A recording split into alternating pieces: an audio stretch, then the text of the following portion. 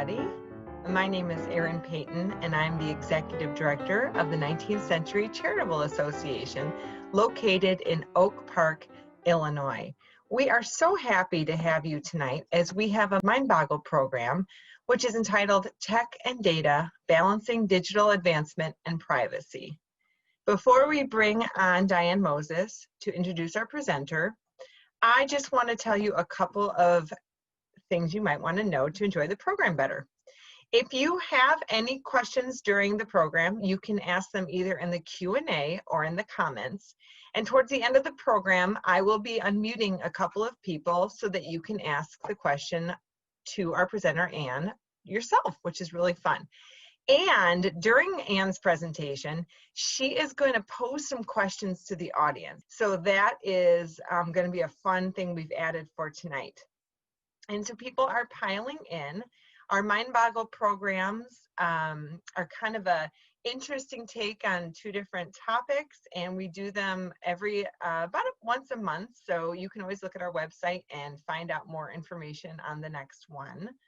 And without further ado, I am going to introduce you all to our program chair, Diane Moses. Hi, Diane. Hello. How are Hi. you? I am going to let you introduce Anne.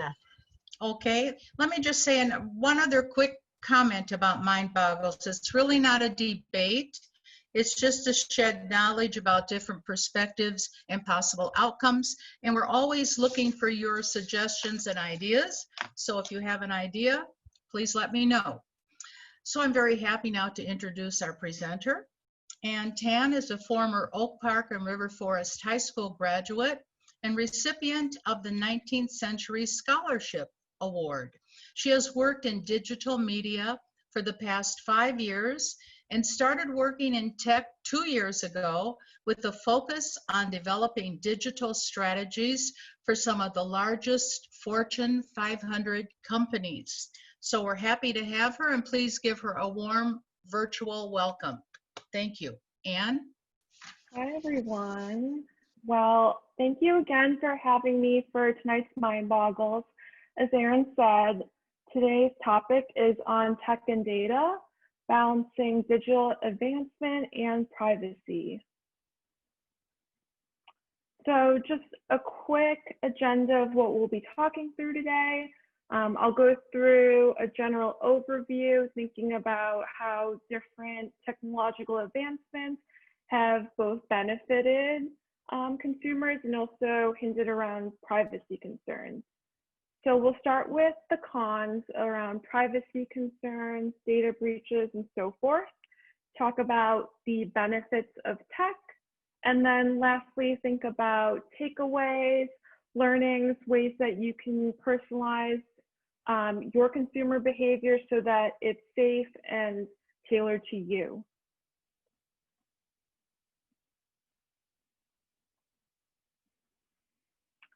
Great. So I actually wanted to start out with a bit of an interactive question.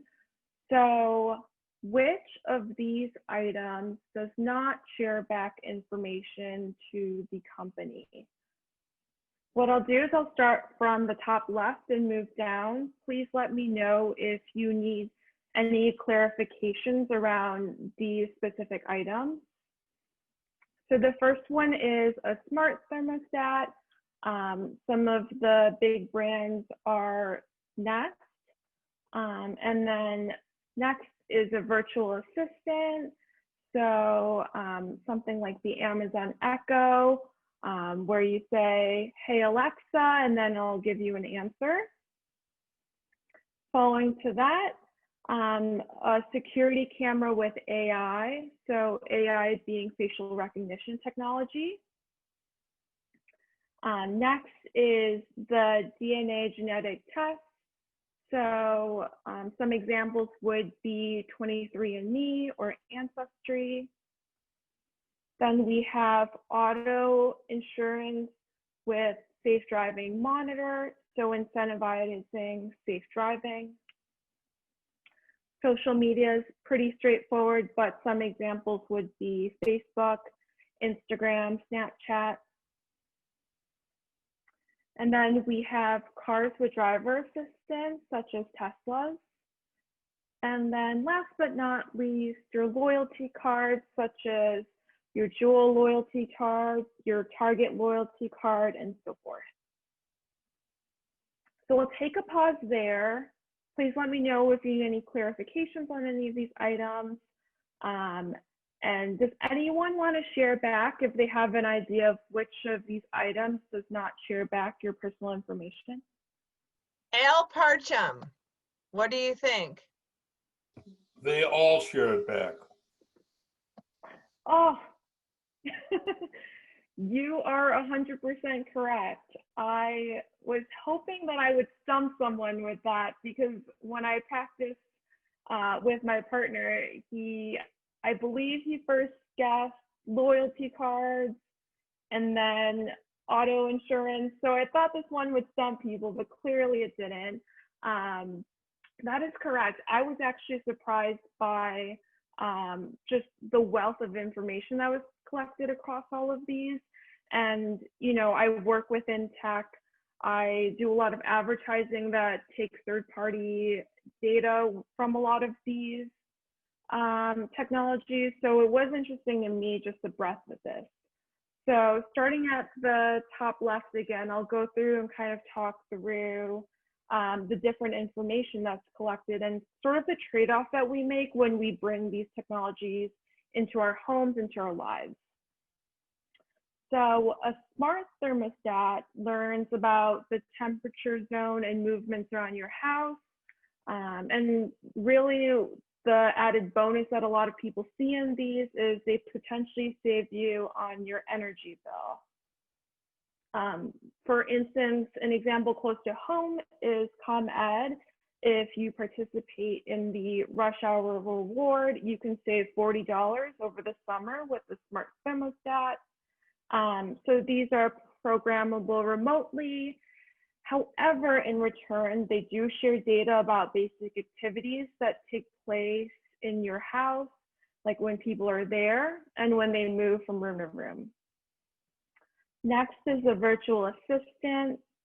So you're able to ask questions out loud, like, hey Siri, what's the temperature in Oak Park today? And you'll get an answer. You can also say a command like, hey Siri, turn off the lights or play classical music, and these systems can automatically do that for you. Now, the trade-off is that it is collecting information on the tasks you're asking, the search queries you're bringing up, and in some cases too, they are collecting audio data even when you aren't directly talking to the device. Next are security cameras with AI. So these security cameras, as I mentioned, use facial recognition technology to help identify the thieves and make your workplace or home feel more secure. These footages would stay on file as long as the company wishes to retain it and can be used to track various measures and activity going on. Next is the DNA genetic test. These DNA tests help locate your ancestry and also have the ability to tell you if you might be predispositioned for certain conditions. Taking these tests, you do give away personal information to a company that can potentially be used by hospitals or insurance companies in the future, potentially. Next is auto insurance for safe driving monitors. Some auto insurance companies offer a discount if you agree to place a device in your car that allows them to monitor your driving speed and location. After the company collects that data about your driving habits, it may offer you a discount to reward your safe driving. And in many years, it was a positive, with the monitoring only being tied to good driving discounts. But kind of in the early 2010s, the company began a system that actually started charging drivers, poor drivers, higher rates of insurance. Social media is pretty self-explanatory, but obviously with all these companies, you choose to participate, you create a profile using your real name typically, and often sharing a photo of yourself. Your access to these services are free, but your activity on the site would be used by the site to deliver advertisements. Some of these often do utilize facial recognition too, so they can match photos together. Second to last are cars with driver assistance.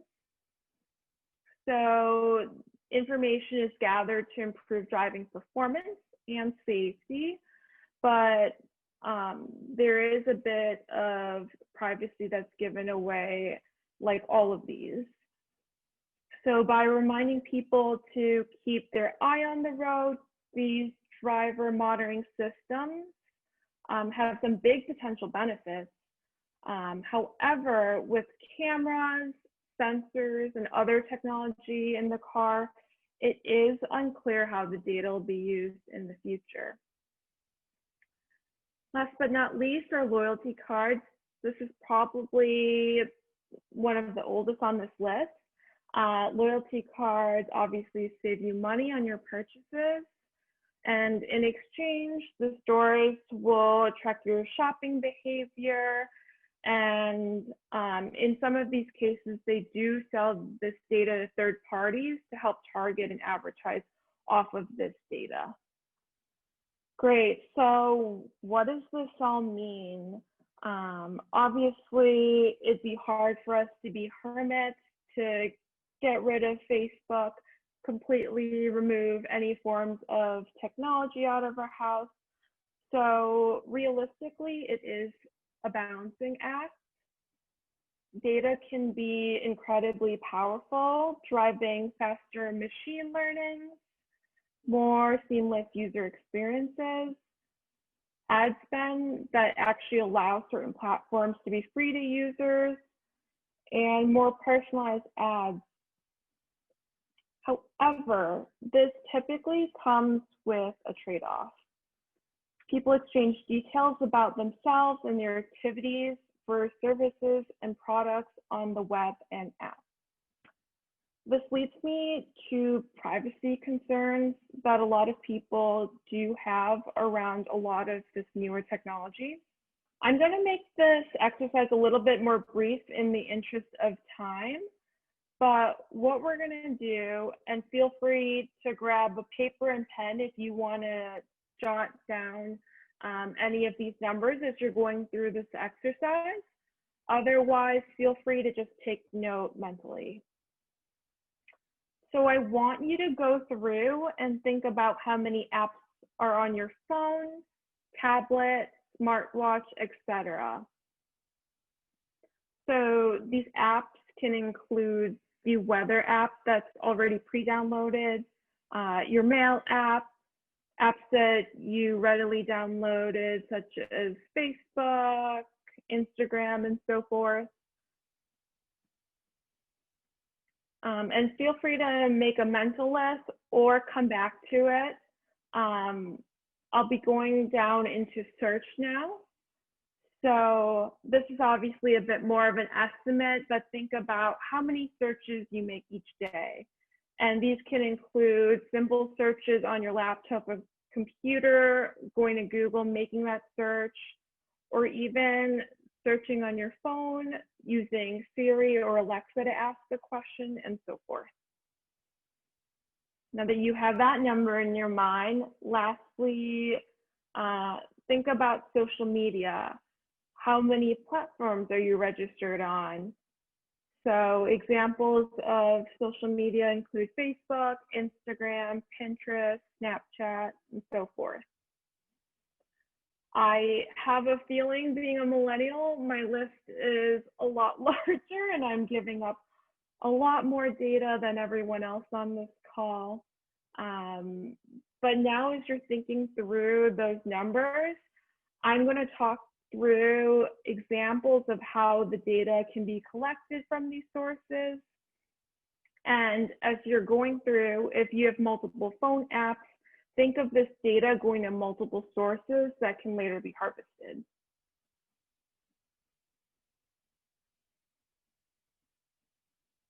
Great.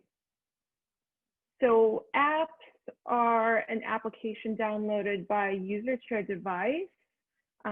Examples include Uber, Yelp, Fitbit, WhatsApp. And these apps can collect location information, daily routine, and user activity.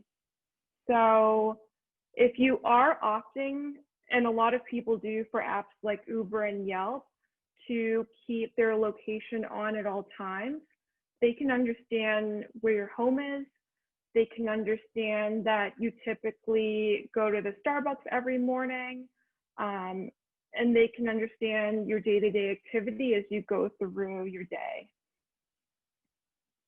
Next, search engines identify items in a database that correspond to keywords or characteristics specified by a user. Some of the big names are Google, Bing, and Yahoo. They understand the search queries that you're inputting, user intent, and affinities. So if you're interested in buying a new hairdryer, they can understand when you're in market, help advertisers target off of that. They can also understand the companies that you're looking at, the different brands of hairdryers that you're thinking of buying. Lastly, social media facilitates the sharing of information, ideas, and interests via virtual communities and networks. Examples are Facebook, Instagram, Pinterest, TikTok, and they take information on your age, interests, facial recognition, and so forth. So privacy concerns aren't new, however, they are evolving. I highlighted a few examples of privacy breaches and concerns in recent years. I'm not going to go into a ton of detail into any one of these, just in the interest of time. But just to highlight a few examples, the Facebook Cambridge Analytica, where data was leaked of millions of Facebook users, and the data was harvested predominantly for political advertising. Target credit card breach, where thieves stole encrypted PIN data, customer names, debit credit card numbers, and so forth. And then lastly, TikTok, with the very recent concerns around US national security with China. Next, I'll go into the benefits. I'm using the same slide as we used in the cons, just to give you a flip side of all the benefits that come with a lot of these different technologies. So I'll actually go through personal examples that I really love and why I really love technology. So for apps, Uber has been an absolute game changer for me. Being a 20-something-year-old living in Oak Park was really challenging. As much as I love the suburbs, I couldn't stay downtown super late just because I was always worried about taking the CTA home. So Uber obviously allowed me to get home affordably and feel safe when I was coming home late from downtown. Search engines. Obviously, I don't think a day goes by without using Google or Bing anymore. I can say that when I was in college, that no longer having to go through huge textbooks in the library and being able to find literature just online was a huge time saving. And then social media has been an absolute game changer in being able to stay close to people all across the world. My family's originally from Malaysia, so being able to see pictures of my nieces and nephews every day is so heartwarming, and of course speaks to how beneficial technology can be. So great examples of the flip side of how tech has really helped us. So these are examples of tech for good, people using technology to make a better world. Just to briefly go through these examples, the picture on the left is a village grandmother who actually became a YouTube sensation in India. And the ad revenue that she receives helps to pay for her new house and a brighter new future. The middle example is a man who dreamed of playing in an orchestra, but his teacher feared it would be too difficult, not because he lacked the musical talent, but because he was born blind. So what was actually created was a high-tech baton with sensors inside so that it could detect movement and acceleration and vibrations to help him. To the right is an internationally renowned artist who actually paints through her eye movement. If you have the chance to look at her artwork, it is absolutely stunning. So the takeaways, there has been work done in the last few years to regulate a lot of the privacy issues that are occurring currently. The General Data Protection Regulation, GDPR, is a regulation in the EU around data protection and privacy. The California Consumer Privacy Act gives consumer more control over their personal information that businesses collect. There's, of course, the Congress hearings that happened in the last month or couple of weeks, as well as ITP, ETP across Safari and Firefox. So I want to end with the overall takeaway that tech is good in a lot of ways, but we have to be incredibly careful and understand our privacy settings so that they're personal to us and you feel comfortable with the data that you were sharing. I'm a big fan of staysafeonline.org. Feel free to check out the site after this presentation. It goes through your email, your social media, and so forth, and helps navigate where those privacy settings are. The big privacy settings that I do recommend you check are on your phone, your browser, any big technologies really that you're using consistently on a day-to-day basis to make sure that you feel comfortable with the level of information that you are sharing. An example to the left in the images is the weather app. Do you feel comfortable with the weather app collecting data always, never, or only when you're using the app? Other things to consider is the photos, personal information, etc., that you are sharing online isn't, specific to your Facebook friends. This is information that lives online, and just be aware of that as you're sharing it. Clearing your cache or cookies and using incognito mode are great ways to maintain an additional level of privacy. And then just last but not least, be aware before making any purchases. Think about the implications around privacy that are involved with those trade-offs. And if you're not using anything such as an app or a software, consider just deleting it, because it still is taking information at times, even if you aren't using it. Great, so I'll end with questions. Thank you so much again for listening to the conversation around privacy and technology. hope you found this beneficial. Hi, I have a couple questions for you, Anne. Okay, so what do you like best about your job? Yeah, that's a great question. So for those who don't know, I currently do work at Google. I think the thing that I love most about my job is being able to make a really big impact.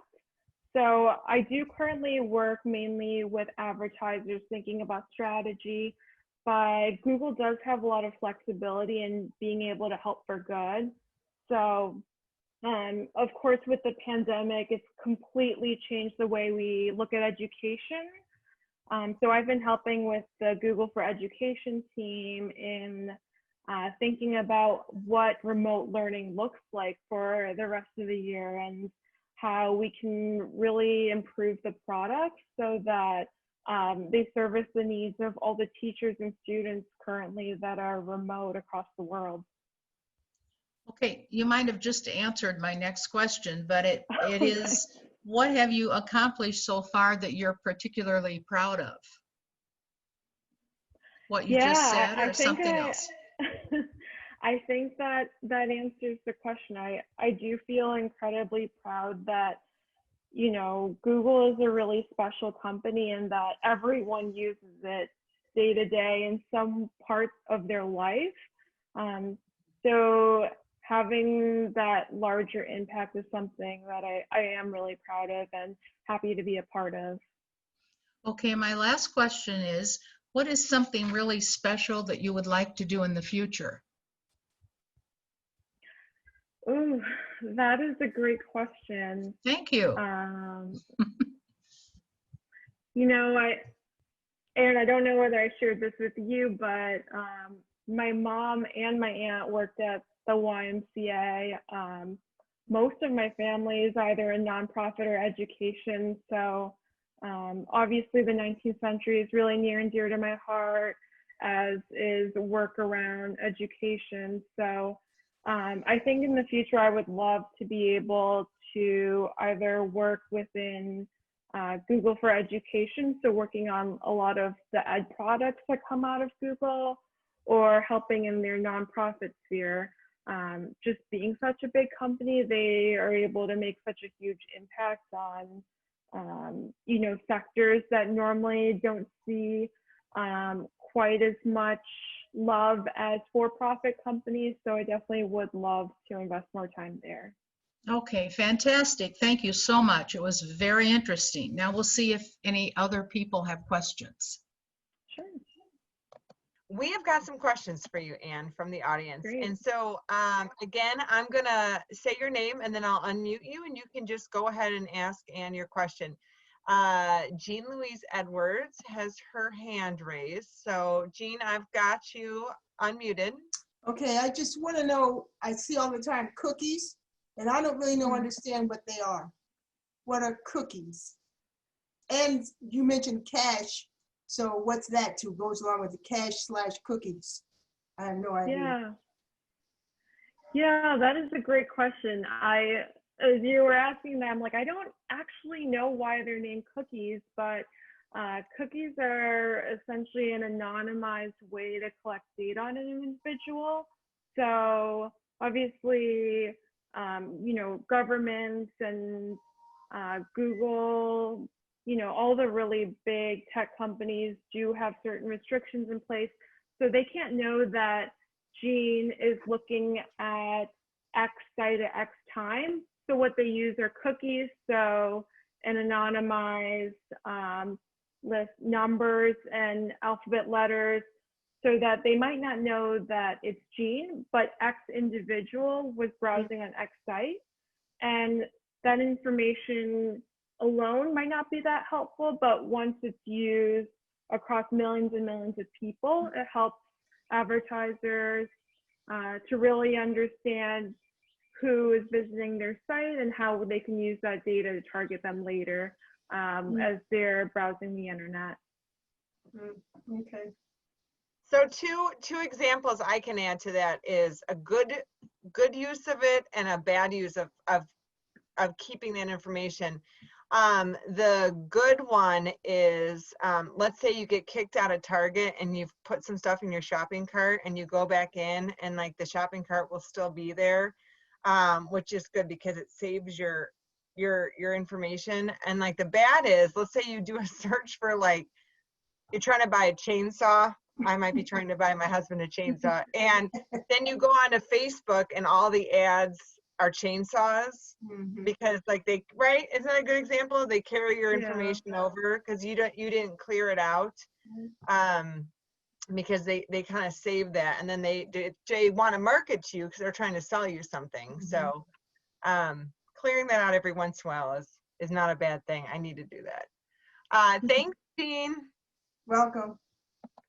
Okay, next we're gonna go to Carol Conboy. Carol, why don't you unmute yourself and then you can ask your question. Okay, thank you. Uh-huh. Thank you, Amy. That was very interesting. I have a question. Where do you find your privacy settings on your devices? Are they in settings or what do you look up? Yeah, that's a great question. I would say that it depends on the type of device, whether it's an Android or an Apple device. I have Apple, so I'm questioning Apple. Apple. Right. I don't use Apple quite as much as I used to, but I do believe it typically is in settings. If you go to the URL, let me quickly find it again, staysafeonline.org. I love it so much because it has absolutely everything. So once you go there, you'll see mobile devices or some category like that.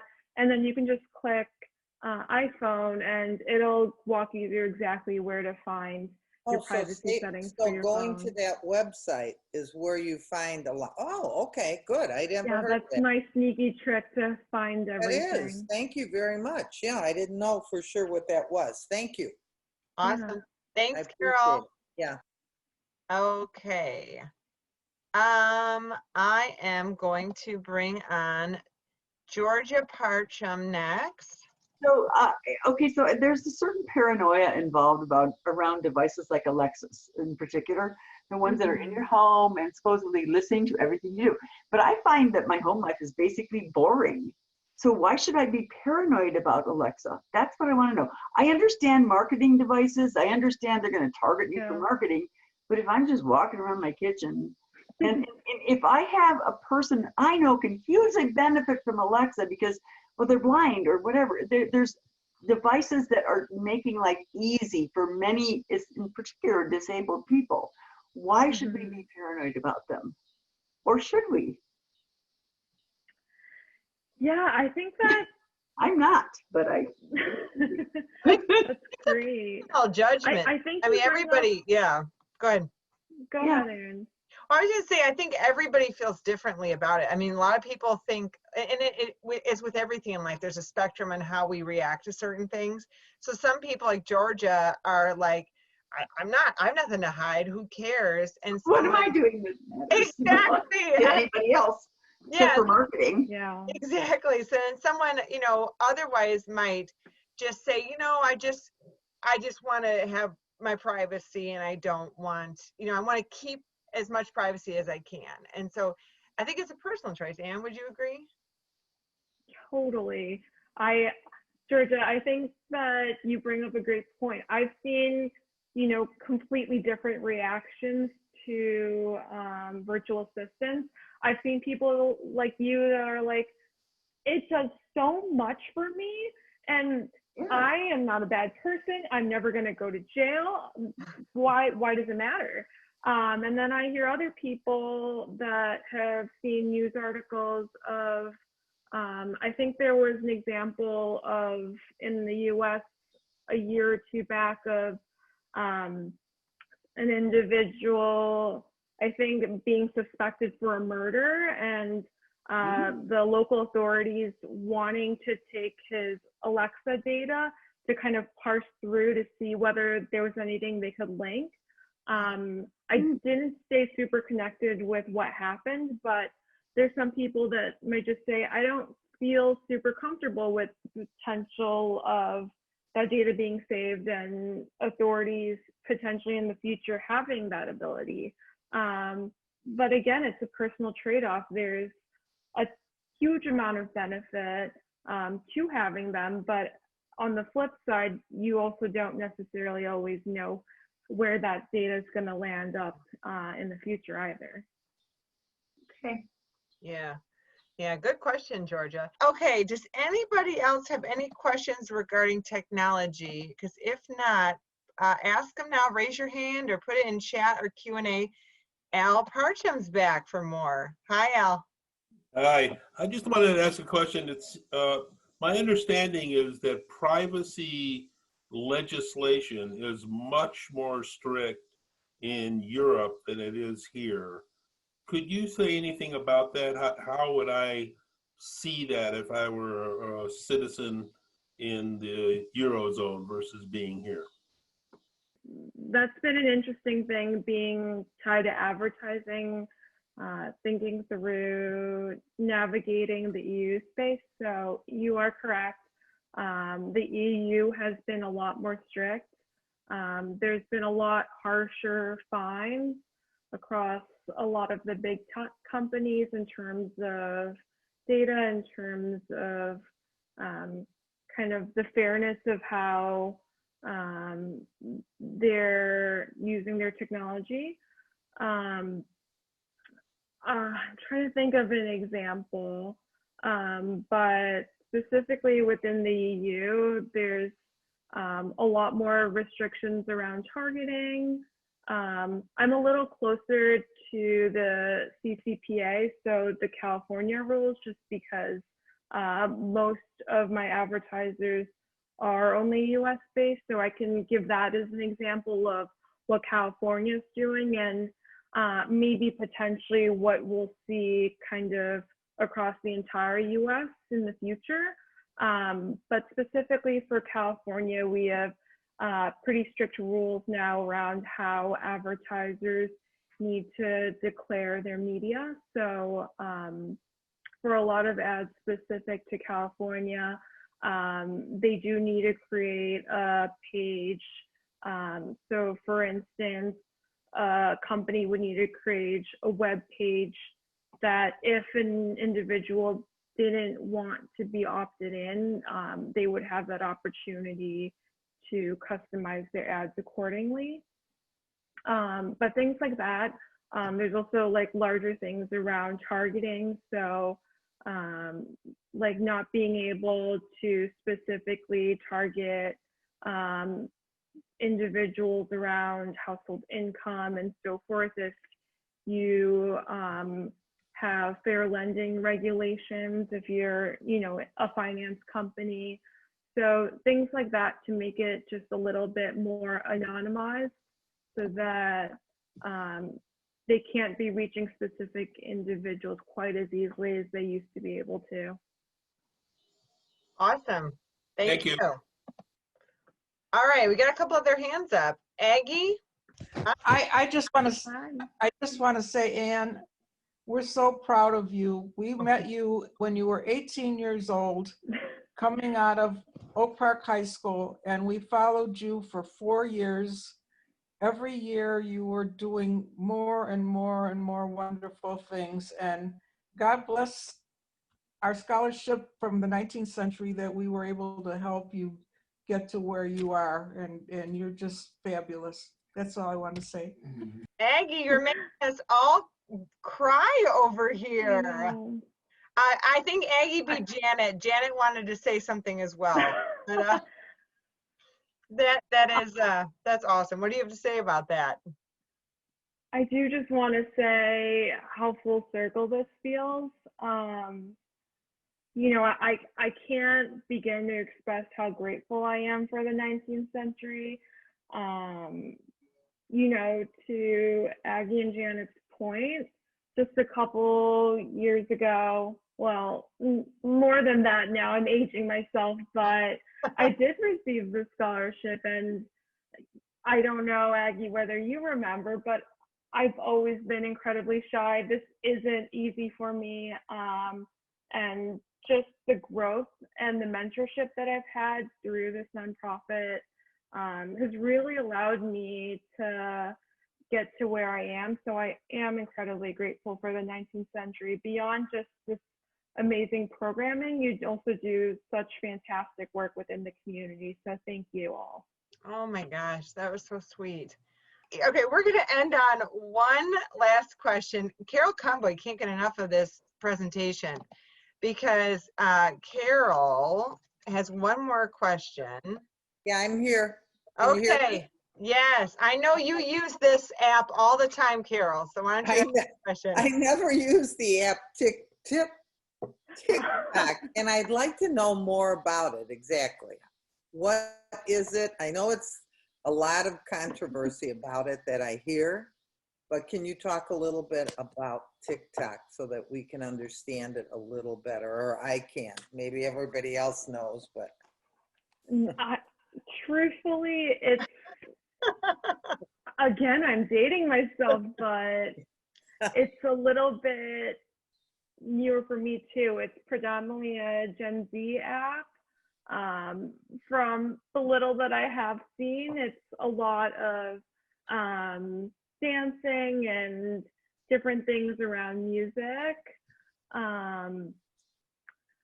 In terms of why there's a lot of concern around it, I truthfully don't know a ton about TikTok. It is, there is a certain partnership with the Chinese government, so there's been concerns about the level of data that's being collected, because again, even though the app might just be tied to something fun such as dancing and music, to my earlier point, if an app is collecting location data and so forth, right, it might seem innocent, but there is a lot of other information being shared from your mobile device. So that's why there's a little bit of controversy. I wish I could talk about more of the fun aspects of it, but I listened to an NPR segment last week, and they did a whole segment on TikTok, and it was super interesting. And it was either 1A or Here and Now.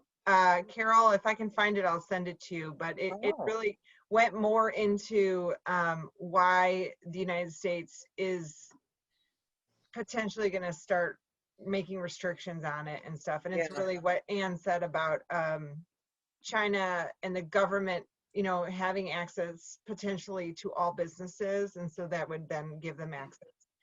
Well, that would be, yeah, I would love to hear that. And I know you can go into NPR and just pick it up, right? Yeah. It was really interesting to me. I would not quote myself because I was driving as I was listening to it. So I was, you know, had one ear on it, but it was really interesting. And I love the fact that at your age, Anne, that's showing how fast technology is progressing, because you are already too old for a certain technology, or, you know, a new platform. Oh yeah. And how fast the cycle is spinning. It's fascinating to me. Thank you, Carol. All right. All right. I don't have any other questions. So Anne, is there anything you want to say in parting? No, just thank you again. I really appreciate everyone taking a little time out of their night to hear about privacy and technology. And again, just, you know, if you have a couple minutes, just check those settings. Really great way to just make sure that it's personalized to your individual needs. Can you give us that website one more time, just for anybody who didn't write it down? StaySafeOnline.org. Awesome. So I think everybody take a look at that, and then get some good ideas of how to keep yourself safe online. All right, Anne, thank you so much. It was so good to see you. I can't wait till we can see you in person sometime soon. This was a real pleasure. And so I'm going to say goodbye to you. All right, so this was Mind Boggle program about data and technology. We hope you all enjoyed it. And again, this is Erin Payton with the 19th Century Charitable Association. And we have all sorts of online programs coming up. You just look at our website, 19thcentury.org. 19th is spelled out. And if you like this program and you want us to continue to make more, you can always give us a donation, and that's an easy thing to do on our website as well. Well, we hope to see you again soon, and we hope you all have a wonderful evening. Goodbye.